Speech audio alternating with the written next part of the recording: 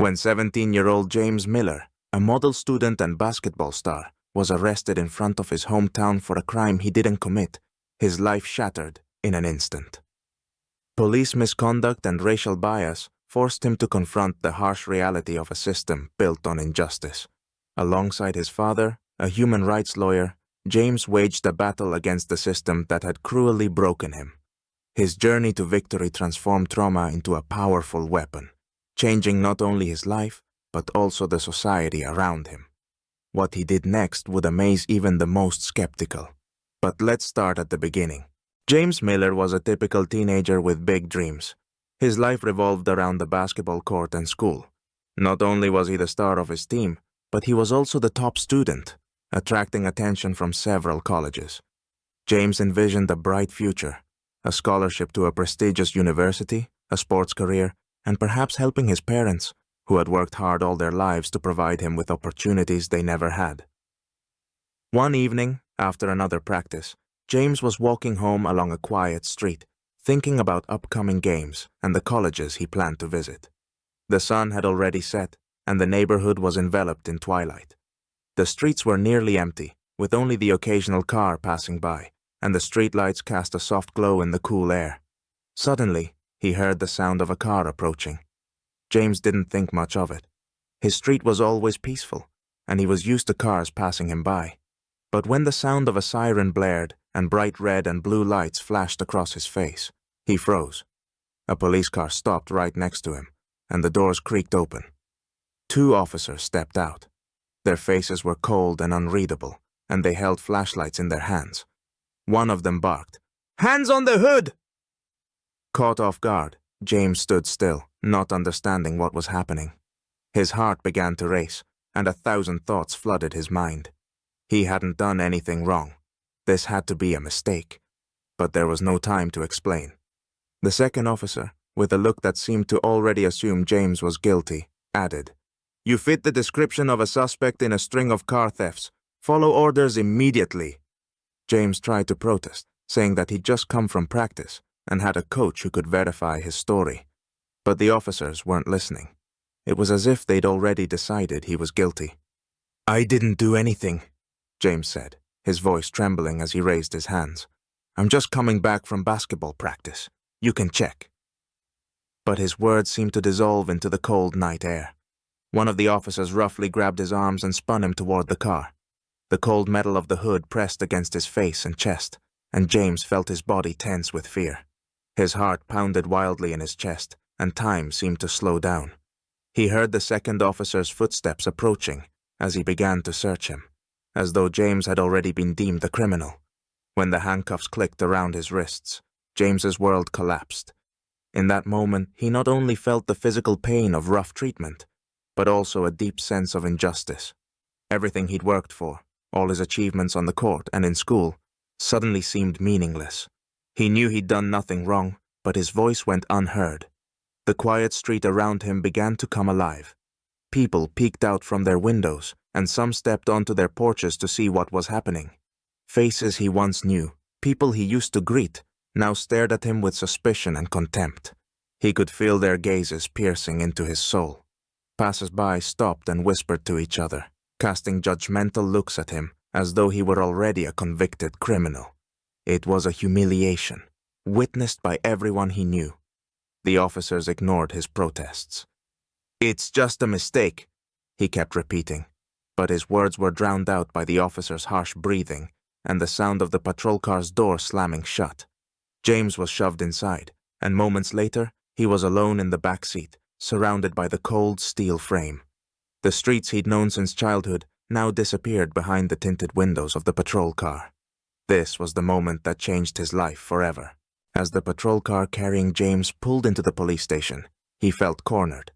His hands in handcuffs were starting to go numb, and his mind raced with thoughts. Why did this happen to me? But one thing James knew for sure. He needed to call his father. His only hope was him, because James's father wasn't just an ordinary man. Marcus Miller, his father, was a well-known human rights lawyer who had fought for decades for justice, for those who had faced injustice and racial discrimination. When the officers brought James inside the station, Despite his fear, he firmly demanded his right to make a call. One of the officers, clearly irritated, reluctantly allowed him to use the phone. James dialed his father's number with trembling fingers. After a few rings, Marcus answered. "Dad, I've been arrested," James said, his voice faltering slightly. There was a pause on the other end, only lasting a second, but to James it felt like an eternity. Then his father's voice came through, quiet but filled with steely resolve. "Where are you?" "I'm coming," he replied shortly. Marcus Miller knew full well that James had been the victim of racial profiling. This wasn't the first time someone's skin color had led to them being deemed guilty without evidence. He understood that this situation was not just a police error, but part of a deeply rooted system of racism that he had fought against throughout his career. Marcus arrived at the police station within 40 minutes, entering the building with speed and purpose. His presence was impossible to ignore, calm yet commanding. He immediately demanded to see his son and then to speak with the officers responsible for the arrest. "Why was my son arrested?" His voice was quiet, but it carried the weight of someone used to fighting injustice in the toughest of cases.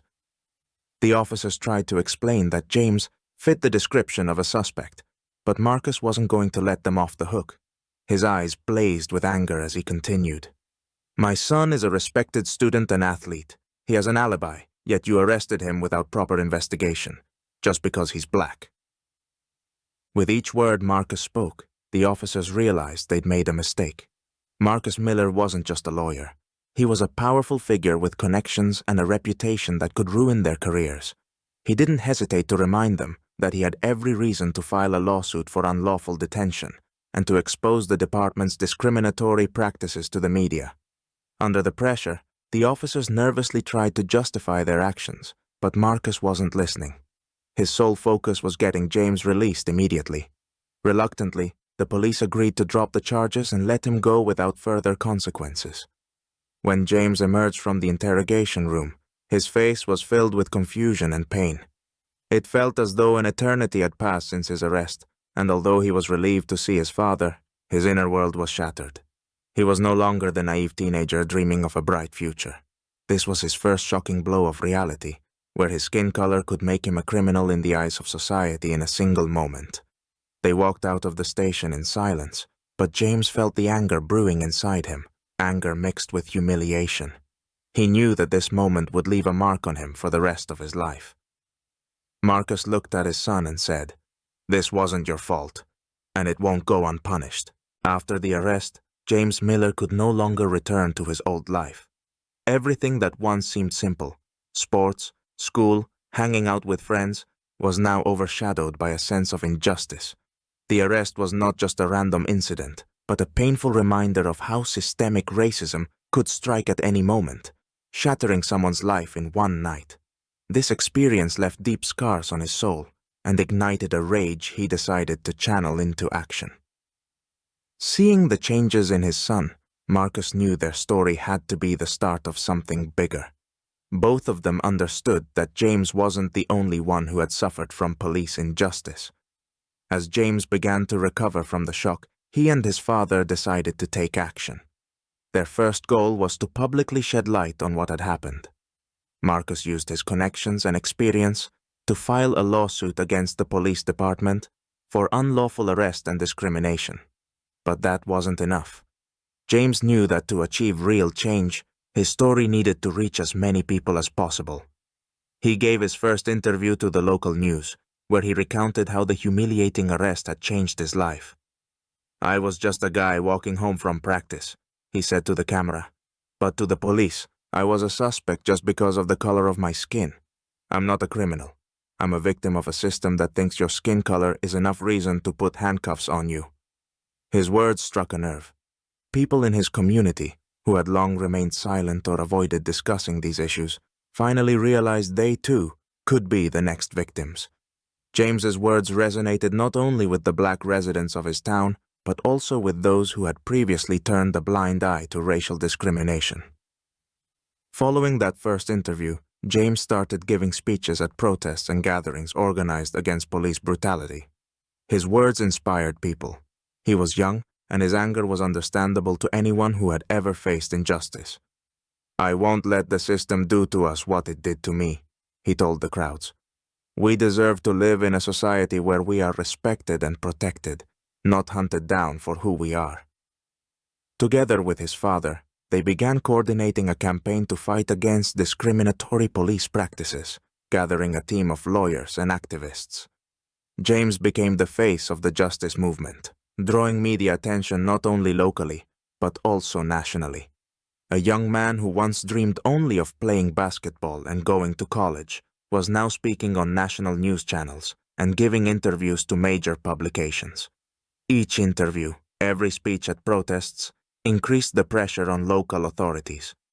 People began demanding change, and the police department became the target of criticism not only from local residents, but also politicians.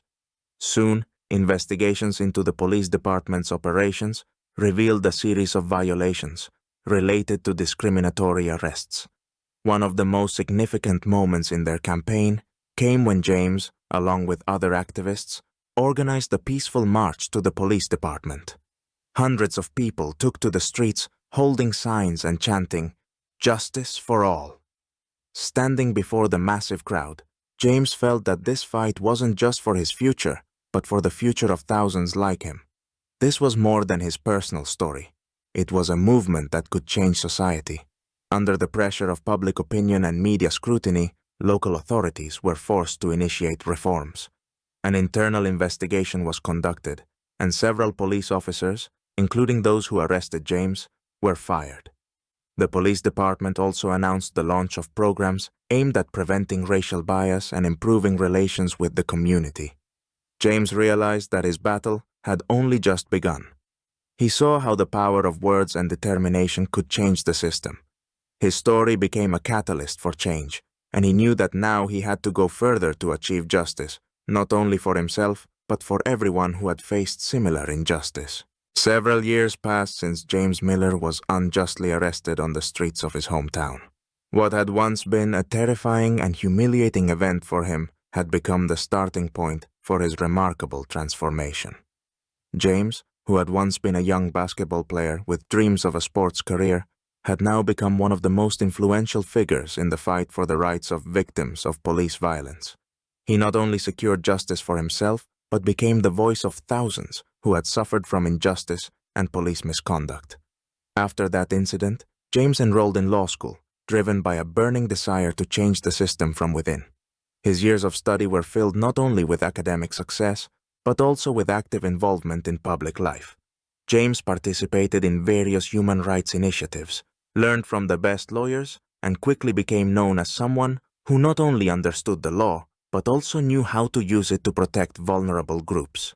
His academic achievements allowed him to graduate with honors, and immediately after graduation, he began his career as a lawyer, specializing in defending the rights of victims of police violence and systemic discrimination.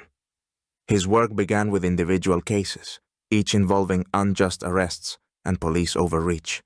James fought for his clients as if he were defending himself in every case. His knowledge, personal experience, and passion for justice made him a formidable opponent in court. James gained national recognition after winning several high-profile cases against police departments, where he proved unlawful arrests and discriminatory practices. One of the most important cases was his push for the overhaul of police accountability and transparency in his hometown. James insisted on the creation of an independent commission that would review every use of force case by police officers and investigate citizen complaints. This system of oversight and accountability was a breakthrough, as it gave people the opportunity to receive fair investigations instead of encountering cover-ups within the system itself. But this was only the beginning. James also advocated for mandatory training to prevent racial bias, regular psychological evaluations for police officers, and stricter hiring criteria. These reforms not only changed the way the local police operated, but also became a model for other cities across the country. The officers who had once arrested him lost their jobs. For James, this wasn't about revenge. It was proof that the system could be changed if you fought for truth and justice. This case became an important precedent that pushed other police departments toward reform. He also became an active participant in the national movement for police reform, speaking at forums, conferences, and in the media. His voice was heard not only in courtrooms, but also on the streets, in government halls, and on television. He transformed his personal experience of trauma into a powerful weapon in the fight for a better future. James Miller became an example of how a person can turn their pain and injustice into strength to fight for those who cannot defend themselves. He proved that even one injustice can spark a movement for widespread change. His story is one of triumph, not just over the system, but over himself. A story of how one person can make society better.